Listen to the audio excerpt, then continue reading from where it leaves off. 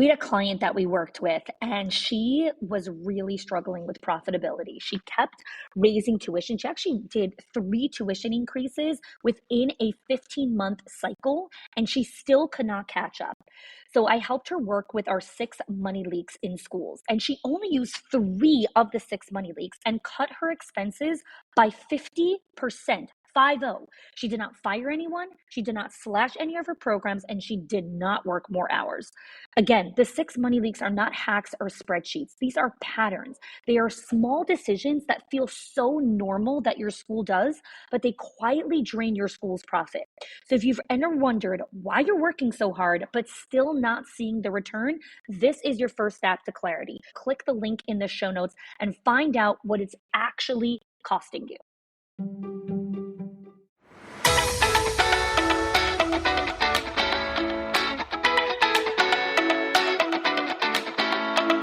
Welcome to the Schools of Excellence podcast, a place for insightful conversations about building sustainable schools of excellence. Join me each week as we explore the importance of leading with your values, creating impact, and leaving a lasting legacy. My goal on the show is to provide you with clarity, elevate your mindset, and equip you with practical strategies and inspiration. I'm Chani Wolshansky, a proud mother of 4, a former New Yorker, now savoring sunny Florida vibes. With a professional journey spanning 18 years across all levels of school leadership, I bring nuanced insight that delve into the intricate details of running a center, as well as the broader visionary aspects of leadership. Thank you for joining me for this conversation. Let's build a legacy of excellence together. Hello there, and welcome back to the Schools of Excellence podcast. This is our second episode in our series of wrapping out the academic school year. And today's conversation is how to lead that last staff meeting of the school year. So I want to kick off by, in a training that I have inside of our membership and our Directors Inner Circle, our Owners HQ, I have an entire course on how to lead the first staff meeting of the year. And we've done a couple of episodes actually, which we'll link here in the show notes as well, on how to lead that first staff meeting. And I break down the first staff meeting into 3 sections, because sometimes when we try to mash all of these different ideas together, it really doesn't work. And it actually almost creates this like minus factor where we're trying to do all of this great stuff for the staff, but they're on information overload. So with this last staff meeting of the year, it's a very similar concept, right? There's a lot of things that we want to do with our staff. There's a lot of reminders that we want to give the teachers. There's all these different things that we want to do, but each thing is really separate conversations that we need to have with our leadership team, our admin team, our staff. And so today's conversation is really about guiding you through some things to really think about in the final staff meetings of the year. So I've broken it down into 3 sections, and you can choose to do all of these meetings. You could choose to do one, you can mix and match. The goal of this episode is to really give you perspective and help you break out of the usual mold of how you typically plan your last staff meetings.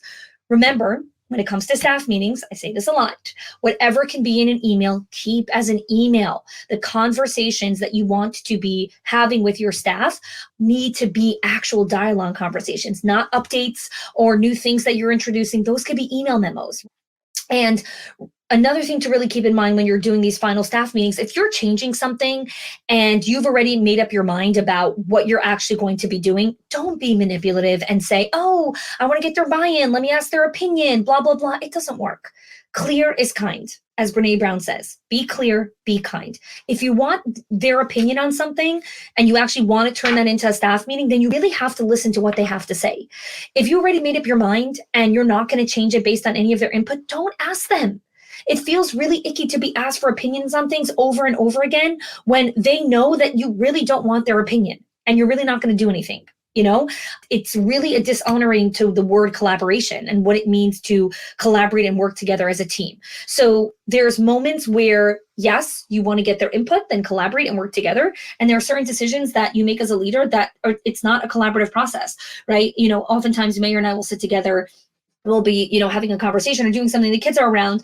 And then, my older kids, I have 2 teenagers now, they'll start like chiming in and I'm like, this is not a conversation that you were invited to. You were not invited to this conversation. Your opinion is not part of this conversation. Mommy and daddy will be making this decision on our own and we will inform you of what we decided.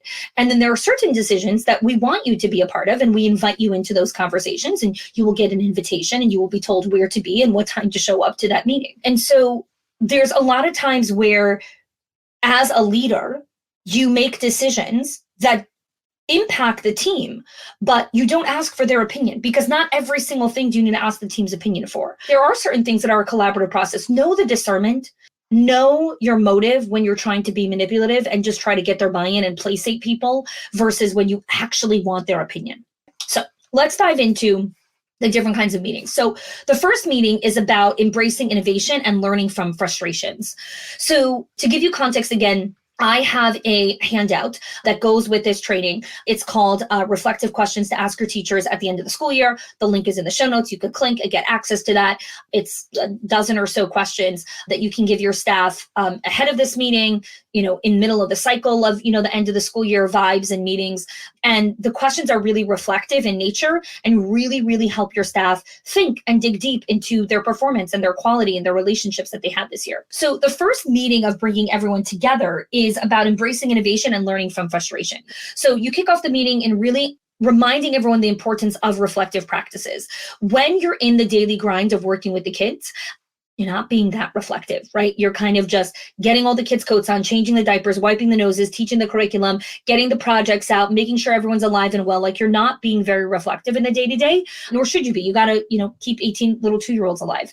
So when you're bringing the staff together for reflection, you really want to emphasize, again, the importance of reflective practices and really helping your staff understand that there is so much value in learning from successes and from failures and from frustrations. So one of the first activities that I like to do at kind of this staff meeting is reflective sharing. So one of the ideas you could do is we begin with each teacher sharing one innovative approach that they tried in their classrooms this year, something new that they did that they've never done before, something that was innovative or different or creative, and the teacher can share the impact that it had on students, on the environment, whatever it is. And then you can kind of open up the floor for a brief discussion on learning that came from that specific new innovative approach. Now, this doesn't need to be a round robin where every single teacher has to share an innovative idea that they brought into the classroom. This could be you preparing in advance and, tapping on the shoulder on 3 or 4 different teachers and say, hey, I know that you implemented this, great innovative and creative idea. I would love for you to take 2 minutes at this staff meeting where the focus is about embracing innovation and learning from frustration. And I would like you to please share this innovative idea. And then you can choose 2 or 3 teachers and say, hey, I know that you guys had these specific frustrations during this year and you guys learned so much from it and all of this great stuff came from it. Can you please share the experience? And so you prepare in advance, creating and curating who you want to be sharing. It gives opportunity for people who don't usually share to actually prepare in advance and feel more comfortable sharing. A lot of people will be happy to share if they get an invitation, meaning they don't like to be put on the spot of like, hey, can you share blah, blah, blah. I don't mind being put on the spot. I, speak as part of my job. I love public speaking. I enjoy getting up in front of the crowd. The stage excites me. And so a lot of people are the polar opposite of that. And so getting tapped on the shoulder in advance and being told, hey, we're having a staff meeting in a month. This is what we're going to be doing. I'd really love if you could do X, Y, and Z. Please think about it. They'll be happy to share. You'll be surprised how many people will be happy to share. So that's what I like to start off with, just a reflective sharing conversation. And so again, the goal of this meeting is helping everyone come together on all the innovative ideas that you guys have implemented throughout the year and the challenges and frustrations that they can learn from. Now, this is also a really great time where you as the leader can reflect on the innovative things that you implemented from a leadership level and any frustrations that you embarked on this year and new changes that you're going to be bringing as a result of that. So the meeting is short, it's specific, it's contained, it has a beginning, middle, and end, it has an agenda. This is what the goal of this conversation is about. It's about reflecting on innovation and the frustrations and challenges and what we are learning. That's it. That's the whole meeting. Now, again, I know sometimes we put a lot of pressure on ourselves of this like last staff meeting and what are we going to talk about and what are we going to do and what are we going to serve and what's the theme and what's the decor and what's the, menu and blah, blah, blah. Break it down. Do 2 or 3 different meetings.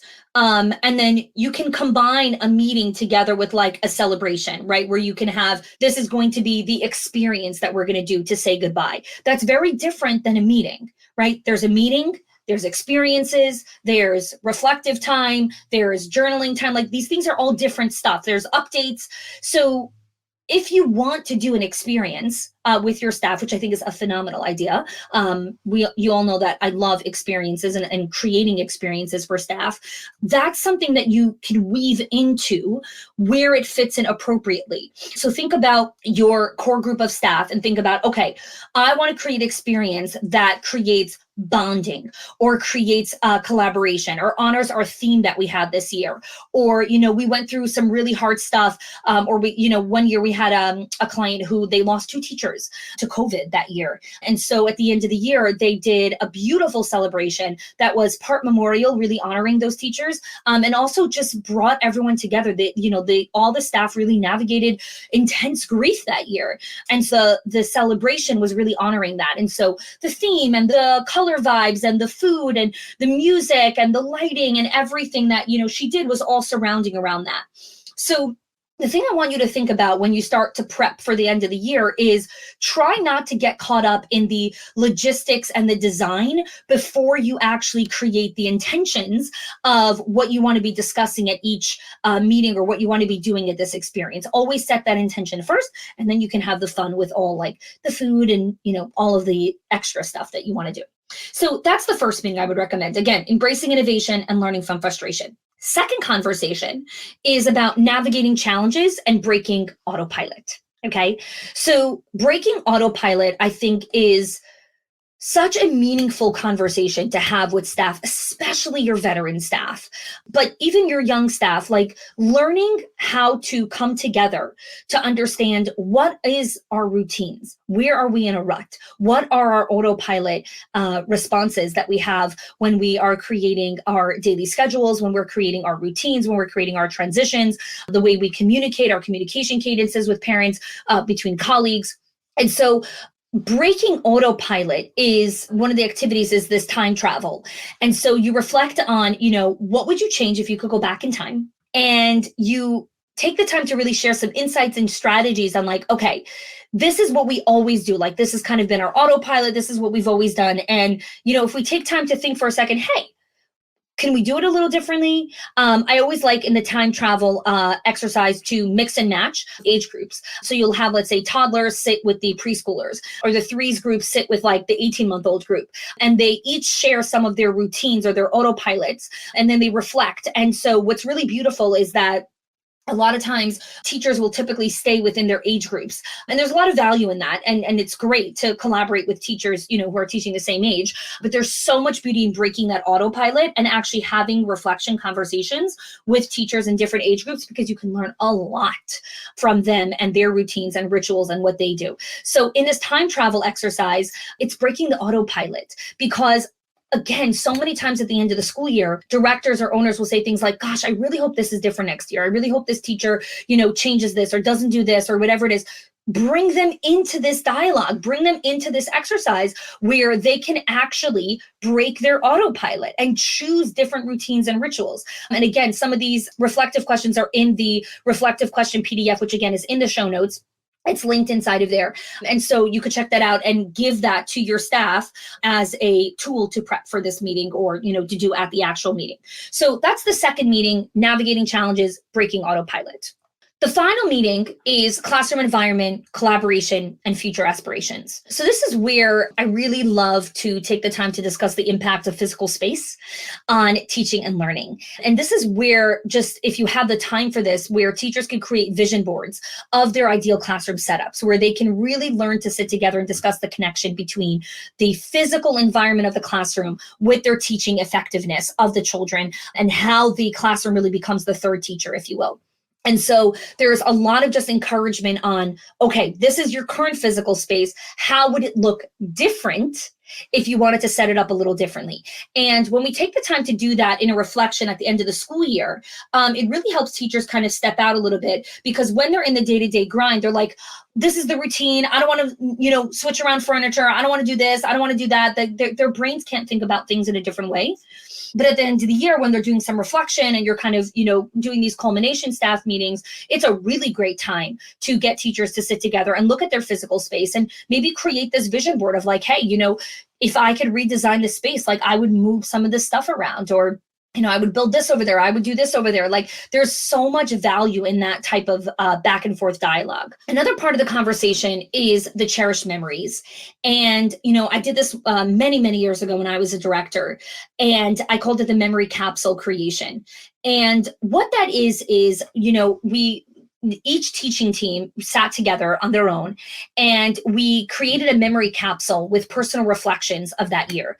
So we really discussed like the significance of these different positive experiences that we had with children, with families, with each other, and all these great positive memories.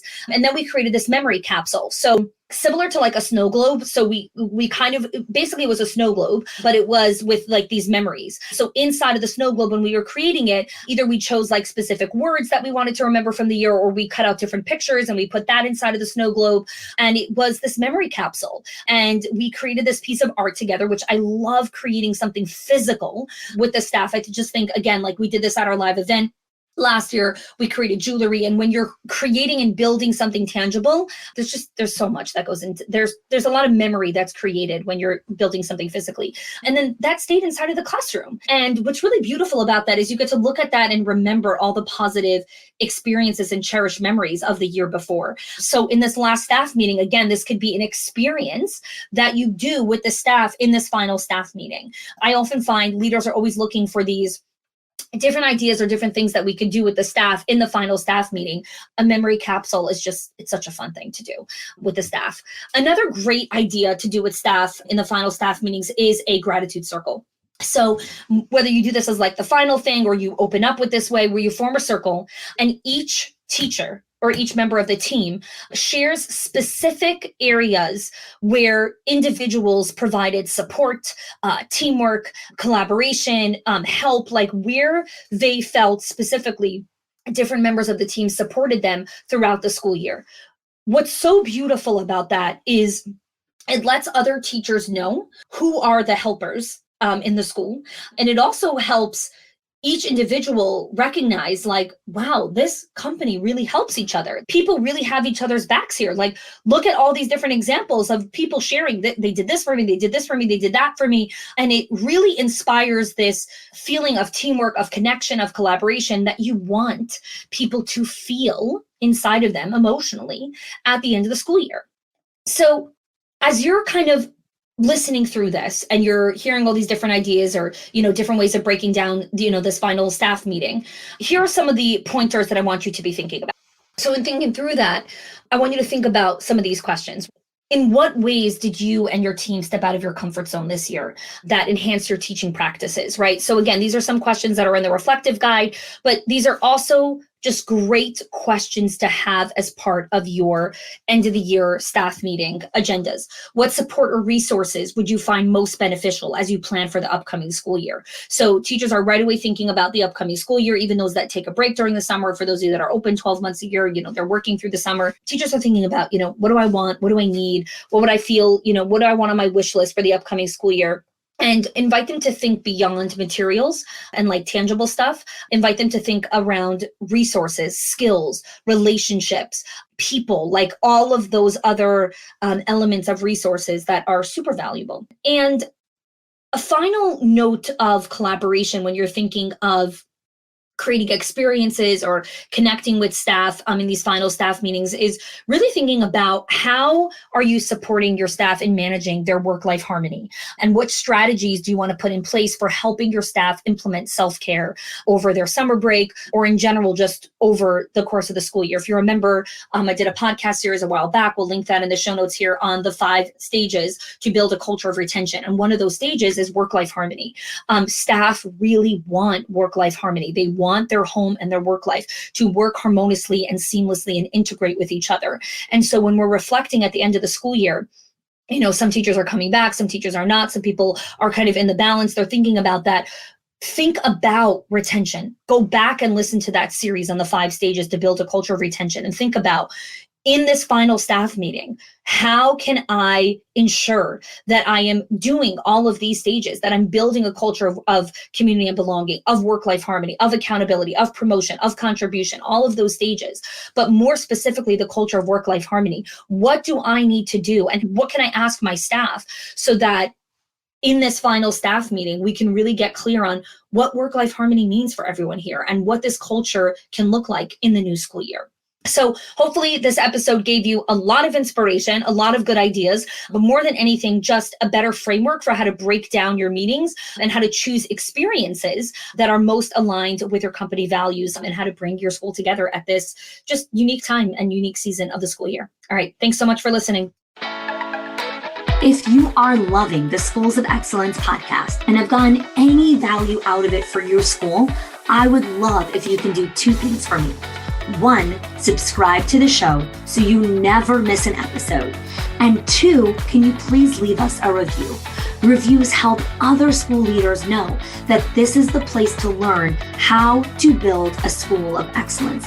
And I would be so grateful if you can do that for us. Your help and support makes this show to be able to be listened by the thousands of other school leaders all around the world. Thanks so much for listening, for giving us your time and attention each and every week, and I appreciate that you have joined us.